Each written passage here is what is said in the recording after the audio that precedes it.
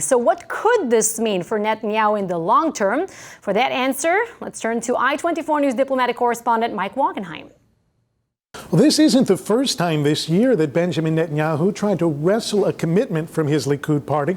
Prior to last month's election, the top 40 Likud parliamentarians all signed a declaration of fealty to Netanyahu, saying he and only he would be their party's candidate to form the next government. And yes, that list included Gideon Sa'ar. But it's one thing to get behind the current undisputed leader, even begrudgingly, and quite another to pass up on an opportunity to challenge him in an election.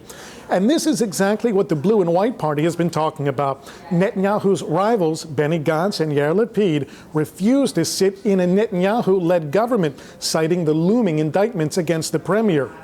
They have been saying that when push comes to shove, there are elements within Likud that would shove Netanyahu right out the door, rather than go to third elections or risk tarnishing the Likud long term with a prime ministerial candidate dealing with weighty legal difficulties. While there have been whispers for months about influential Likud members planning for the end of the Netanyahu era, no one has dared to say anything publicly until now.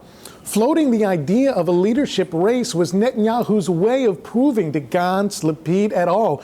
That there is no way around him to get to a unity government. But if you have to keep asking for or demanding support, it's a sign that the backing might be tenuous and brittle. In fact, the Likud Central Committee will publicly declare their unequivocal support for Netanyahu next week. But now that Netanyahu has backed down from Sa'ar's challenge, it will only add fuel to Blue and White's fire and their claims that Likud knows that there is life after Benjamin Netanyahu, and it will come quicker than Netanyahu realizes.